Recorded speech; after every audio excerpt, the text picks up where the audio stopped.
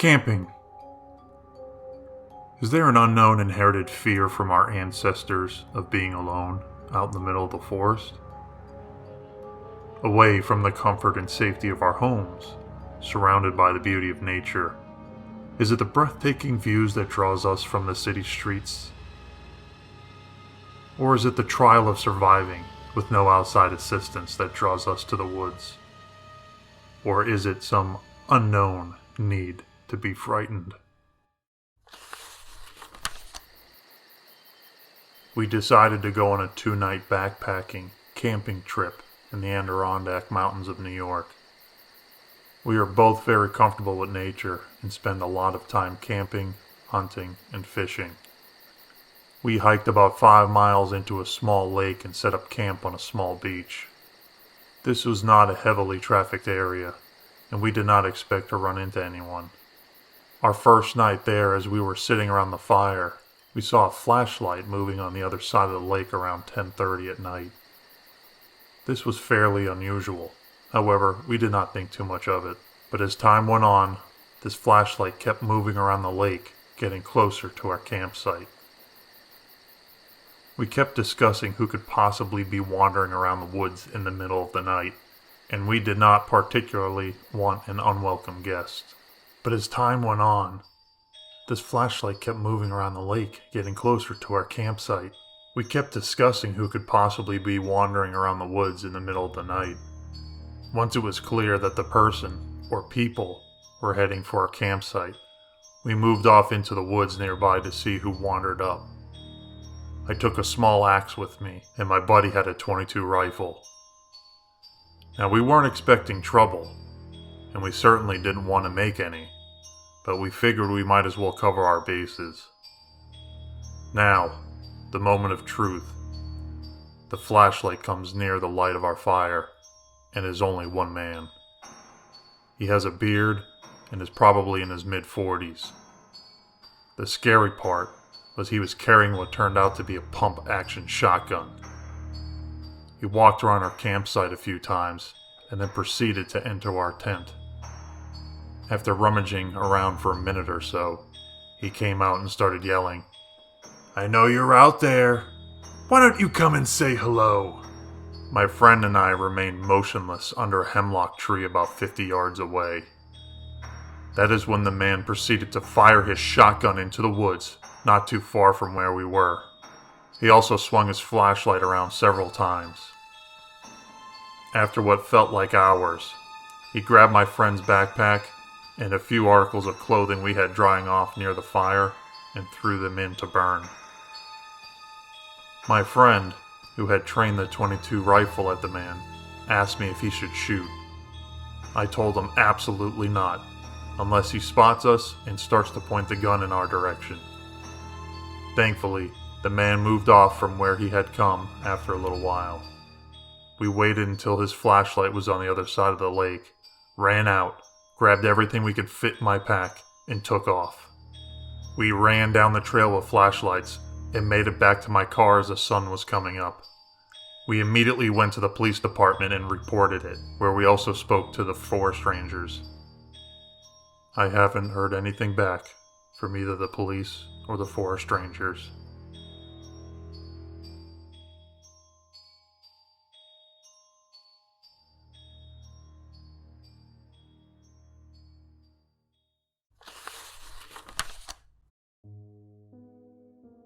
Let me start by saying, for reference, I was a 19-year-old female at the time.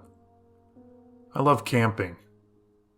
Anytime my friends and I come home from college, we would load up our cooler with some beer, grab some gear, and go screw around outside. Unfortunately, when I was actually at school, none of my sorority sisters or other friends ever wanted to go with me, so I would often suffer withdrawals from camping. One day, the weather was way too nice to waste, so I grabbed some of my gear, hopped in a car I borrowed from a buddy, and drove to a spot that was secluded yet within safe distance to civilization that I could run and get help. Camping also creeps me out sometimes, but that creepy feeling is also somewhat of a plus for me. It's the same reason that people hear these stories. It's fun to be scared. So I made a little camp and get a fire going. I hadn't brought all that much to eat, but I was enjoying myself, reading and looking around the area. That sort of thing. I got the feeling I was being watched, and I stopped dead in my tracks. I heard a twig crunch over to my right, then see a doe bolt from 100 feet or so in front of me. I laughed at myself and went back to camp, with the armful of wood I had gathered. I kept freaking myself out, hearing sounds just outside of the ring of light cast by my fire. I always get inside my head, so I shrugged it off and kept whittling at a stick I had been messing around with. Around 1 a.m., I decided to go into my tent and snuff out the lantern. I had been slamming beers in the most unladylike fashion and smoking cheap cigars. Another reason I like camping. I can act however I want, so I passed out relatively quick. Around 2 a.m., I start hearing footsteps. They sound pretty light and sort of timid. I think to myself that it's a deer or some other animal. More likely a raccoon, because I probably left some food out. But I'm still on guard. About 30 minutes or so of sleeping with one eye open, I hear a rubbing noise, and the tent fabric is being pushed in a bit. I don't know how I didn't shit my sleeping bag, but I just sat there paralyzed with my knife in my hand. I desperately wanted to thrust the knife through the tent fabric, but I was still holding out hope that it was some of my buddies from a frat joking with me. And then, as suddenly as it had begun, it all stopped. I just started to feel slightly more secure, because daylight would be coming in about 2 or 3 hours. But I sure as shit wasn't going back to sleep. All of a sudden, at about 4 a.m., I realized I should put my boots on, so that if anything were to happen, I would be ready. After having stayed up and keeping alert a little while longer, my friend's car alarm goes blaring. I freak out and run out of the tent. I got about 2 steps before something grabs me around my mouth. I open my mouth to scream, but instead the person's pinky finger slips between my teeth. I've heard that people can perform superhuman feats when they have huge adrenaline rushes. In my case, I just clamped down. There's no other way to say this without sounding ridiculous, but his finger just popped off. He screamed, pulled his hand away with his missing digit falling to the ground. He took off running down the hill I was camping on, and I took off right quick in the opposite direction. I must have looked ridiculous to the people whose house I ran to. A little sorority girl in a wife beater, boxers, and steel-toed boots. I also had some blood that oozed out of my lip. Not from the finger, but because I managed to take a pretty good chunk of my lip as well. I told them what happened, they called the police, got me some real clothing, and the man of the house made me a whiskey and coke. When the cops arrived, they went to check out the camp. They brought me back so I could get my friend's car, and what I saw just made me more scared. Right next to the tent was a red gas can. He could have just lit me on fire earlier.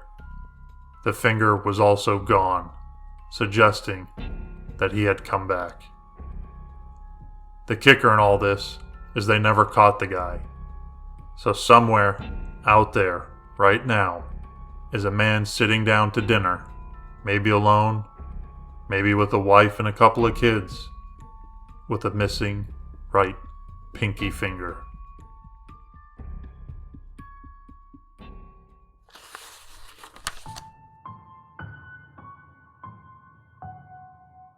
A couple of summers ago, my girlfriend and I were camping in a national forest in northern Wisconsin. After our experience, we do not plan to return unless we go with a large group of people. My girlfriend and I are from Chicago, so northern Wisconsin was our go-to place for some R&R. We've done a number of hiking trips in northern Wisconsin, but never to this new area. We are not backpacking experts, but we have been to a number of national parks and have been hiking and exploring when we could find time away from work. We love getting away from people and relaxing in nature. but this trip made us appreciate the presence of other people around us in unfamiliar places. Our plan was to hike a remote section of the North Country Trail. The North Country Trail is a national scenic trail, like the Appalachian Trail, but it gets much less use. In some parts of northern Wisconsin, the trail is very remote, and the only access is via logging roads. We planned to hike 15 miles along the trail to a backpack shelter, spend the night, and hike back to the car the following day. We spent the night at a friend's house in Wausau, and we set out early the next day to the trailhead. As we entered the national forest boundary, we were captivated by the beauty of the thick green forests. I drove slowly along the gravel logging roads as we made our way to our parking spot. While we were driving to the trailhead, we passed a couple of people standing next to a parked truck on the side of the road. They appeared to be hillbillies, as they had a rusted-out, banged-up pickup truck, complete with Confederate bumper stickers. As we drove past, I waved, and they stared back without returning the greeting. Friendly people, I thought to myself. After we passed them, I looked into the rearview mirror and noticed that they were still staring at us. And before we rounded a bend, I glanced back into the mirror again and saw them watching us through the haze of road dust. My girlfriend and I joked about the up north people, but we did not think anything of the encounter.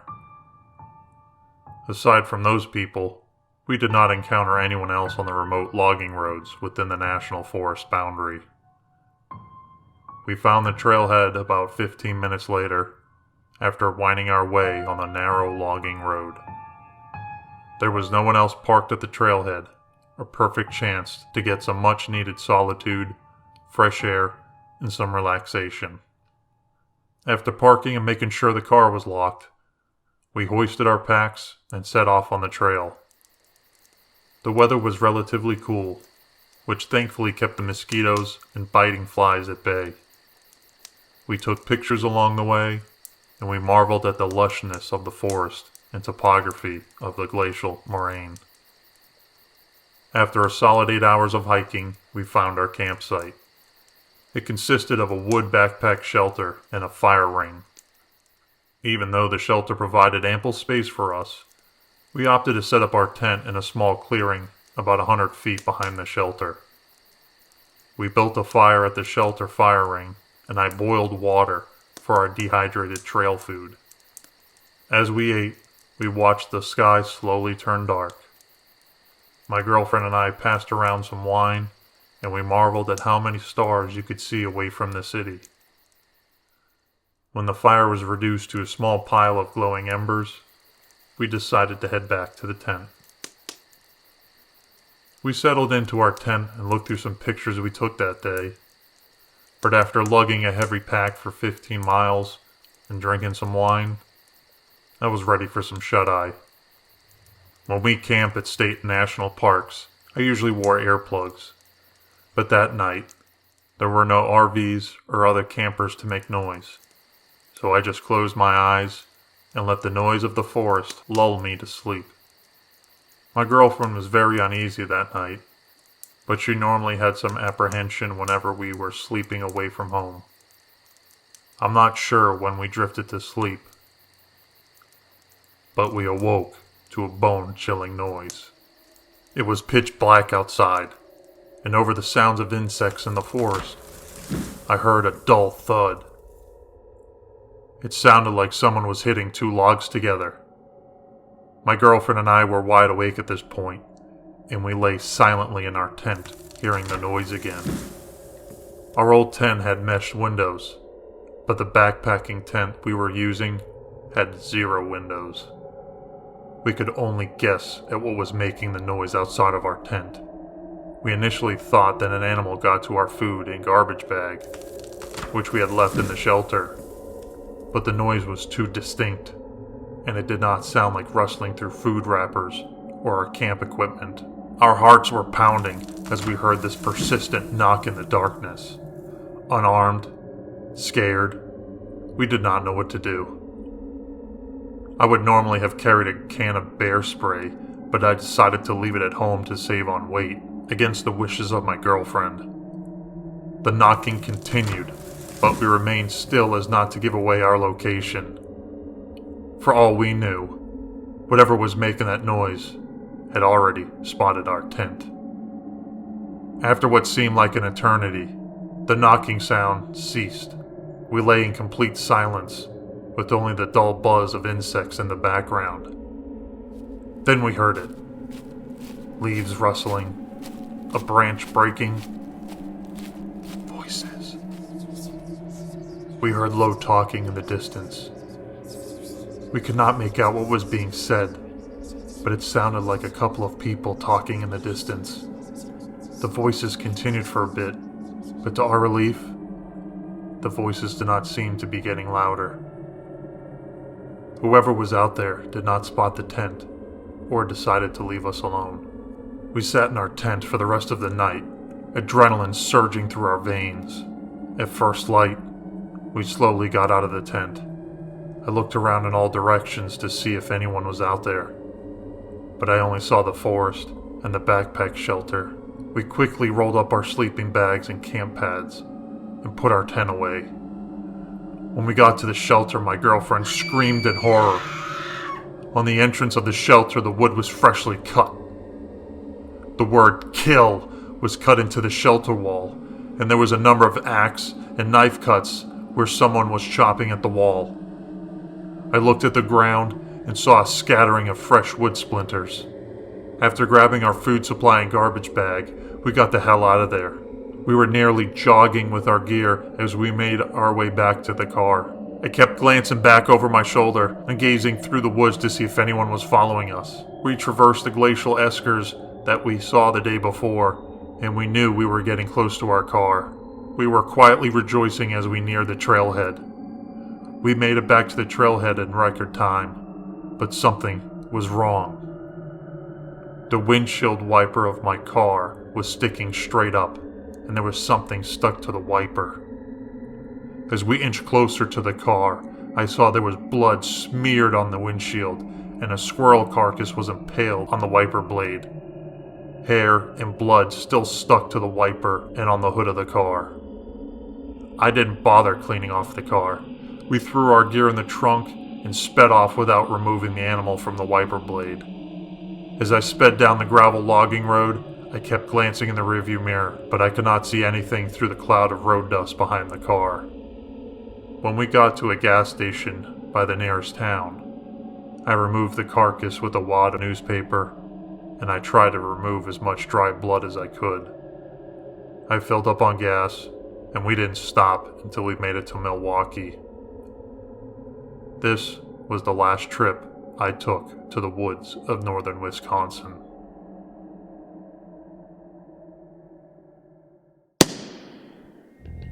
Well, that's all I have in store for tonight, kiddos. If you're braver than most, please feel free to check out my previous videos. If you would like to add one of your own stories to my library, you can always use my contact information below. I'm always looking to grow my library with more frightening tales. Who knows? Maybe you'll be the next main character in one of my stories.